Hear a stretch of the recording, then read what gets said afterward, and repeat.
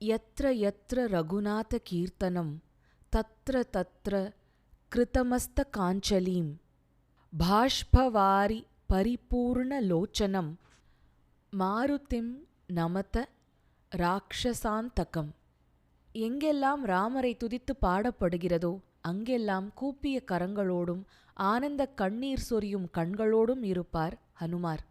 ராட்சசர்களுக்கு முடிவு கட்டும் அந்த மாருதியை வணங்குகிறேன்.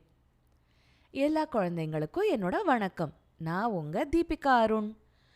குழந்தைங்களா, போன பகுதியில் ராட்சசிங்கெல்லாம் சீத்தையை மிரட்டினதை பற்றியும் சீத்தை வேதனை தாங்காமல் அழுது புலம்பினதையும் பார்த்தோம் இல்லையா? ராட்சசிங்க அப்பவும் சும்மா இல்லை, தொடர்ந்து உன்னை கொன்று தின்னத்தான் போகிறோன்னு சீத்தையை மிரட்டிக்கிட்டே இருந்தாங்க. அப்போது அந்த பொல்லாத ராட்சசிகளுக்கு நடுவில் திரிஜடைன்னு ஒரு நல்ல ராட்சசியும் இருந்தா. இவ்வளோ நேரம் அவள் தூங்கிக்கிட்டு இருந்தா. இப்போ முழிச்சு எழுந்துக்கிட்டு சீத்தையை மிரட்டிக்கிட்டு இருந்த மற்ற ராட்சசிங்களை பார்த்து, போறோம், வாய முடுங்க, நீங்கள் ஒரு நாளும் ஜனக மகாராஜாவோட மகளும் தசரத மகாராஜாவோட மருமகளுமான சீத்தையை கொன்று தின்ன முடியாது.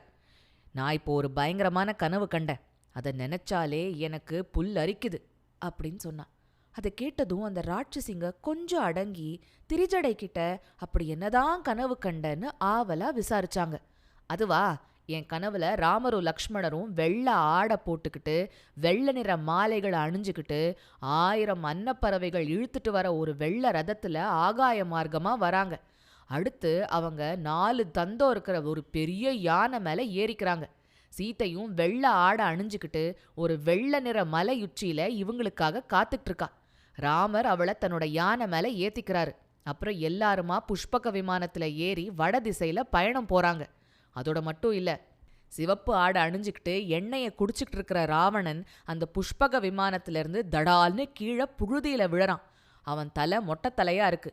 பைத்தியக்கார மாதிரி சிரிச்சுக்கிட்டும் அழுதுகிட்டும் ஆடிக்கிட்டும் இருக்கிற ராவணனை கழுதைகள் பூட்டின தேர் ஒன்று தென் திசையை நோக்கி இழுத்துக்கிட்டு போகுது. அவன் அதுலேருந்து நரகம் மாதிரி இருக்க ஒரு இருட்டான சேத்து குழியில விழுந்து முழுகி போறான். ராவணனோட பையன் இந்திரஜித்தையும் தம்பி கும்பகர்ணனையும் கூட கனவுல பார்த்தேன். அவங்களையும் மிருகங்கள் தென் திசையை நோக்கி தரன்னு இழுத்துட்டு போகுதுங்க. அவங்களும் ஒரு சாணி குழியில விழுந்து முழுகிறத பார்த்தேன். ஆனா தம்பி விபீஷணனோ வெள்ளை ஆடை அணிஞ்சுக்கிட்டு வெள்ளை மாலைகள் தரிச்சுக்கிட்டு வெண்கொற்ற குடையோட இருக்கிறத பார்த்தேன். இந்த லங்கை நகரமே சிதைஞ்சு பாழடைஞ்சு போறத பார்த்தேன். ராமரோட தூதனா ஒரு வானரம் வந்து இலங்கையையே கொளுத்துறதா கனவுல பார்த்தேன். போங்க போங்க ராட்சசிங்களா, உங்களுக்கெல்லாம் அழிவு காலம் வந்தாச்சு. பயங்கர கோவத்தோட ராமர் வரப்போறாரு. சீதையை நீங்க மிரட்டின பாவத்துக்காக மற்ற ராட்சசங்களோட சேர்ந்து உங்களையும் கொல்லதான் போறாரு. அதனால ஒழுங்கா மரியாதையோட சீத்தைக்கிட்ட பேசுங்க, என்ன புரியுதா அப்படின்னு அதட்டினா திரிஜடை.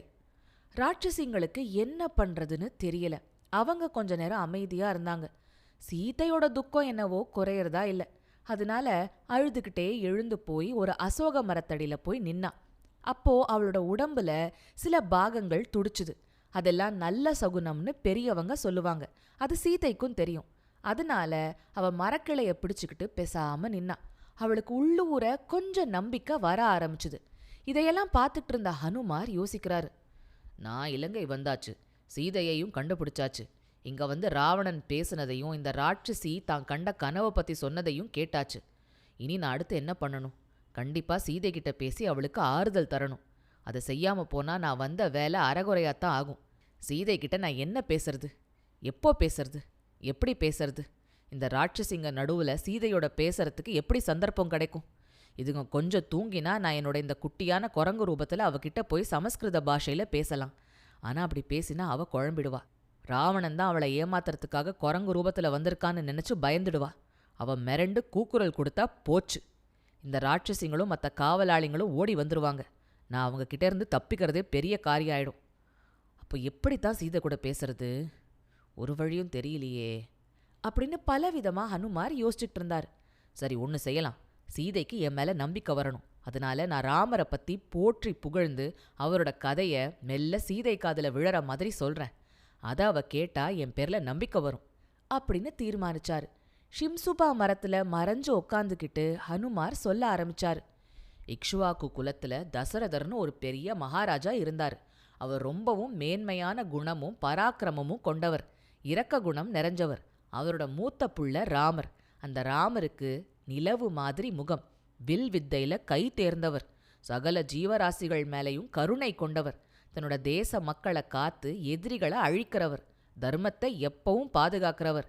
அப்பா தசரதர் கொடுத்த வாக்க காப்பாத்துறதுக்காக அவர் நாட்டை துறந்து தான் மனைவி சீதையோடையும் தம்பி லக்ஷ்மணன் கூடவும் காட்டுல வாழறதுக்காக வந்தார். காட்டுல இருந்த எத்தனையோ ராட்சசர்களை அழிச்சார். ஜனஸ்தானத்துல இருந்த கர தூஷணர்களையும் ஆயிரக்கணக்கான ராட்சசர்களையும் ராமர் அழிச்சதுக்காக அவர் பேர்ல கோபம் கொண்ட ராட்சச மன்னன் ராவணன் ஒரு மாயமான அனுப்பி ராமரை திசை திருப்பி தனியா இருந்த சீதைய கவர்ந்துக்கிட்டு வந்துட்டான். சீதையை தேடி காட்டுல அலைஞ்ச ராமர் வானர மன்னர் சுக்ரீவனை சந்திச்சாரு. அவனை நண்பனா ஏத்துக்கிட்ட ராமர் சுக்ரீவனோட அண்ணன் வாலிய கொன்னு வானர ராஜ்யத்தை சுக்ரீவனுக்கு தந்தார். சுக்ரீவனோட கட்டளப்படி ஆயிரக்கணக்கான வானரர்கள் எல்லா திசைகள்லையும் போய் சீதையை தேட ஆரம்பிச்சாங்க. சம்பாதிங்கிற கழுகு சொன்ன தகவலை வச்சுக்கிட்டு வானரனாகிய நான் 100 யோஜன தூரம் கடலை தாண்டி சீதையை தேடி வந்தேன். ராமர் சொன்ன அடையாளங்கள் படி அதே மாதிரி தோற்றமும் நிறமும் வடிவமும் கொண்ட பெண்ணை நான் இங்க பார்த்துட்டேன் அப்படின்னு முடிச்சாரு ஹனுமார். இதெல்லாம் சீதையோட காதுல விழுந்துச்சு. அவ ஆவலோட ஹனுமாரோட குரல் வந்த ஷிம்சுபா மரத்தை உத்து பார்த்தா. ராமரை பத்தி கேட்டதுமே அவ முகத்துல சந்தோஷம். மரத்தோட மேலையும் கீழையும் பக்கவாட்டுலையும் உத்து உத்து கவனிச்சு பார்த்தப்போ சீதையோட கண்ணுல ஹனுமார் பட்டுட்டாரு. பார்த்ததும் சீதை திடுக்கிட்டு போனா. அடடா, பார்க்க வானரன் மாதிரில இருக்கு, பயமா இருக்கே அப்படின்னு நினைச்சு குழம்பினா. அவளுக்கு ஒரு கணம் மயக்கமே வந்துடுத்து. கொஞ்ச நேரத்துல கண் முழிச்சு திரும்ப அனுமார பாக்கறா. இன்னைக்கு நான் கொஞ்சம் கண் அசந்தப்போ வந்த கனவுல ஒரு குரங்கு வந்தது. கனவுல குரங்கு வந்தா அது மோசமான சகுனமாச்சே. பகவானே, ராமலக்ஷ்மணர்கள் பத்திரமா இருக்கணுமேன்னு நினைச்சுக்கிட்டேன். ஆனா இப்போ நான் பாக்குறது கனவு இல்லையே. நான் எங்க நிம்மதியா தூங்கினேன். மனசெல்லாம் சதா ராமர் தான் இருக்கார். ராமரையே இப்படி நினைச்சுக்கிட்டு இருக்கிறதுனால எனக்கு இந்த மாதிரி கற்பனை எல்லாம் தோணுதோ. பகவானே, பிரம்மதேவரே, தேவேந்திரா, இப்போ இந்த குரங்கு சொன்னதெல்லாம் நான் கேட்டேனே, இதெல்லாம் நிஜமா இருக்கணுமே அப்படின்னு பிரார்த்திச்சுக்கிறா சீதை. ஹனுமார் இப்போ மரத்திலிருந்து கீழே இறங்கி தான் 2 கையையும் தலை மேல தூக்கி சீதையை கும்பிட்டபடியே ரொம்ப பவ்யமா, தேவி, நீங்க யாருன்னு நான் தெரிஞ்சுக்கலாமா? உங்ககிட்ட தெய்வாம்சம் இருக்கு. ஆனாலும் நீங்க துக்கத்துல அழுதுகிட்டு இருக்கிறத பார்த்தா நீங்க ராஜகுலத்தை சேர்ந்த ஒரு மானுட பெண் தான்னு தெரியுது. நீங்க தானே சீதை? தயவு செஞ்சு சொல்லுங்க அப்படின்னு சொன்னாரு. சீதை ஹனுமாரை பார்த்து, ஆமா, நான் தான் சீதை, தசரதரோட மருமகள். அயோத்தியில ராமரோட 12 வருஷங்கள் சந்தோஷமா வாழ்ந்தேன். 13வது வருஷம் ராமருக்கு பட்டாபிஷேகம் நடத்த ஏற்பாடு நடந்துச்சு. அப்போ என்ன ஆச்சுன்னா அப்படின்னு சீதை தான் ராவணனால கடத்தப்பட்டு இலங்கைக்கு வந்து சேர்ந்த கதைய ஹனுமார்கிட்ட சுருக்கமா சொன்னான். பொல்லாத ராவணன் எனக்கு இன்னும் 2 மாசம்தான் கால அவகாசம் தந்திருக்கான். அதுக்கப்புறம் என்ன நடக்கும்னு எனக்கு தெரியல அப்படின்னு சொன்னா சீதை. தாயே, கவலைப்படாதீங்க. ராமர் உங்களோட நலத்தை விசாரிக்க சொன்னார். லக்ஷ்மணர் தன்னோட பணிவான நமஸ்காரத்தை உங்களுக்கு தெரிவிக்க சொன்னார். சீத்தை தயக்கம் இல்லாம தங்கிட்ட பேசினதை கவனிச்ச ஹனுமார் சீத்தை கிட்ட கொஞ்சம் நெருங்கி வரலாம்னு அடி எடுத்து முன்னாடி வந்தார். ஆனா உடனே சீத்தைக்கு பயமாயிடுச்சு. ஐயோ, இவன் ஒருவேளை மாறு வேஷத்துல வந்த ராவணனாயிருந்தா இவன்கிட்ட நான் இவ்வளவும் பேசுனதே தப்பு அப்படின்னு நினைச்சு சோர்ந்து போய் அப்படியே அந்த அசோக மரத்தடியில உட்காந்துட்டா. ஹனுமார் பணிவோட திரும்ப திரும்ப சீதைய கும்பிடுறாரு. ஆனா சீதையோ பயத்தால ஹனுமார் பக்கம் திரும்பவே இல்லை. ஆனாலும் அவ பேசினா. நீ மட்டும் மாறு வேஷத்துல வந்திருக்கிற ராவணனா இருந்தா இப்படியெல்லாம் நயமா பேசி என் துக்கத்தை தான் கிளறி விடுற. அதனால ஒரு பிரயோஜனமும் இல்லை. இல்ல, நீ ராவணன் இல்ல, உண்மையிலேயே ராமரோட தூதன் தான்னா உனக்கு என்னோட ஆசிகள். வானரர்கள்ல மேன்மையானவனே, ராமரை பத்தின பழைய நிகழ்ச்சிகளை கேட்கவே எனக்கு ஆனந்தமா இருக்கு. நீ இன்னும் ஏதாவது சொல்றியா அப்படின்னு கேட்டா. ஆனா அவளுக்கு மறுபடியும் மனக்குழப்பம் வந்துடுச்சு. இதெல்லாம் கனவா நினவா? என் புத்தி குழம்பி போயிடுச்சா? நான் இதெல்லாம் கற்பனை பண்ணிக்கிறேனா? ஐயோ, நான் என்ன பண்ணுவேன்? எது நிஜம் எது போய் அப்படின்னு கலங்கரா சீதை. கடைசியில அவளுக்கு குரங்கு ரூபத்துல ராவணன் தான் வந்திருக்கான்னு பலமா தோண ஆரம்பிக்கவே அவன் மேற்கொண்டு ஒன்னும் பேசாம சும்மா இருந்தா. ராமரை பத்தி ஏதாவது சொல்லுன்னு சீதை சொன்னால அதுல ஹனுமார் ரொம்பவே குஷியாயிட்டாரு. தாயே, ராமர் சூரியனை மாதிரி தேஜஸ் கொண்டவர், சந்திரனை மாதிரி எல்லாருக்கும் பிரியமானவர், விஷ்ணுவ மாதிரி சகல லோகங்களுக்கும் அவர்தான் தலைவர்.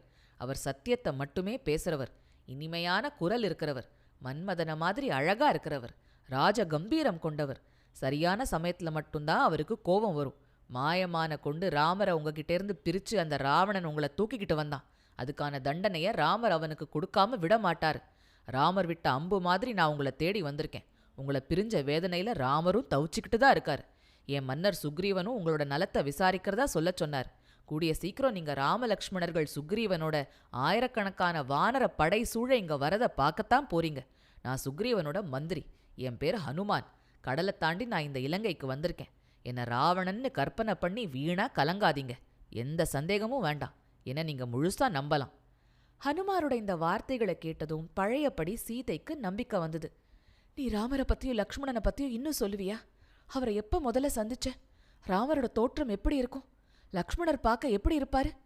கொஞ்சம் சொல்லேன், கேட்கறேன் அப்படின்னா சீதை. தாயே, ராமருக்கு அகலமான மார்பு, நீளமான கைகள், கழுத்து எலும்பு துருத்திக்கிட்டு இருக்காம அழகா மறைஞ்சிருக்கும். கண்ணு தாமரை இதழ் மாதிரி இருக்கும். லேசா செவந்திருக்கும். சங்கு மாதிரி கழுத்து இருக்கும். தோல் பளபளன்னு ஜொலிக்கும். அவரோட அங்கங்கள் எல்லாமே சரியான அளவுல இருக்கும்.